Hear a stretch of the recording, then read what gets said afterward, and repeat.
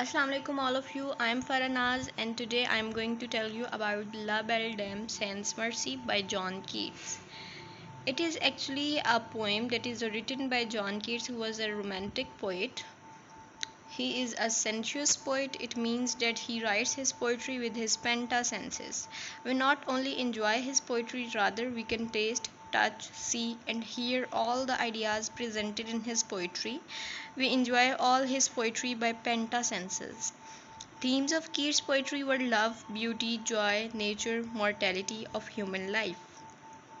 He was a romantic poet and characterized by sensual imagery, most notably in the series of odes. Now come towards the poem. First of all, we will look towards its title, that is La Belle Dame Sans Merci. La means a, belle beautiful, dame lady, sans without, mercy mercy. So it is a French title that is given to the John Keats poem that in English it means a beautiful lady without mercy. So first of all, we will look towards its a little background. Knight was a person who forgot his duties and attracted towards a woman who is beautiful and mysterious and speaks strange, and he thought that she was in love with him. So in the poem, woman is a supernatural creature. The first stanza of this poem is uh, you can see on the screen, and I'm going to analyze it for you people. So in the first stanza, the speaker is unnamed. Speaker asked what can hurt him, what is affecting him, and why are you waiting so lonely and pale. The speaker says that marsh plants has dried around the lake. There is no singing of birds, which suggests that it is the season of autumn or early winter, because all birds have migrated and plants have dried. In the second stanza, the speaker repeats his question, which indicates that Knight doesn't answer immediately. So the speaker repeats his question. Speaker feels that Knight is so sick and depressed that he was unable to answer the question. The squirrels have finishing up their food for winter and the crops have already been harvested. So it indicates that it is late autumn.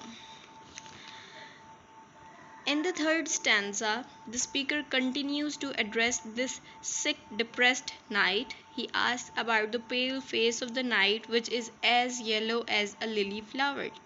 The knight's forehead is sweaty with severe physical pain and fever, so he is severely sick. The last two lines shows that how fast the healthy color of a knight is fading. In the fourth stanza, situation changes suddenly. The knight answers to the unnamed speaker's question, and in the fourth stanza, I means the knight. Now, he was talking to the speaker. John Keats says that he met a beautiful fairy lady in the fields. She had long hair which were graceful. She has wild eyes that shows that she was a supernatural creature. In the fifth stanza, the knight made a flower, actually a garland for the fairy lady, along with the bracelets. The fragrant zone is uh, a belt which is made up of flowers.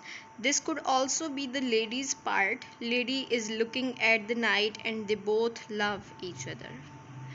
In the sixth stanza, the knight puts the lady on his horse to take a ride. The knight is lost with his meeting with the fairy lady that doesn't notice anything all the day.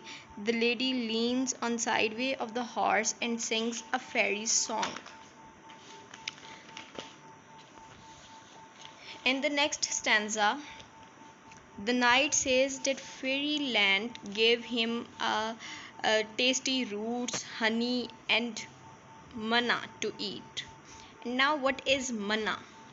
Manna is actually a food that Jewish people says that Israelists Sway, the fairy lady tells the knight that she loves him and she says it in a strange language with magical influence, or maybe knight assumes it because he wants to listen it. In the eighth stanza, the fairy lady takes the knight to her charming cave. Once they were back at Fairy Cave. She cries and sighs loudly. The knight doesn't tell why she is crying. He kisses her weepy eyes 4 times. Again, the wild eyes. Horror, supernatural mystery is created in this stanza too. That tells us that supernatural creatures are involved in this poem. Now, in the next stanza, the fairy lulled the knight to sleep like a baby in her cave, and he starts to dream something. He interrupts himself with a dash. In line 34 and says, "Oh, what to happen? Even the memory of the dream was horrible," as he repeats it to unnamed speaker.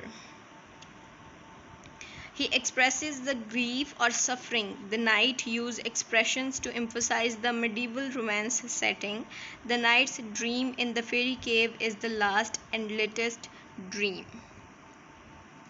In next lines, the knight describes the dream he had. He saw kings, princesses, and warriors, and they were all death pale. He repeats word pale 3 times in these stanzas.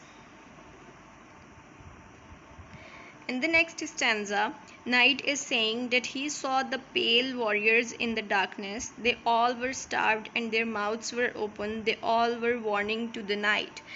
The knight woke up from the dream alone and he was feeling cold on the hillside. He was on the hillside now, and that's why he was feeling lonely. In the last stanza, he is saying that he is afraid and horrified. He is feeling pale, darkness, and loneliness is there. That's why he is waiting, warning maybe for his death. In the last stanza, there is pessimism and indicated that his world is ended.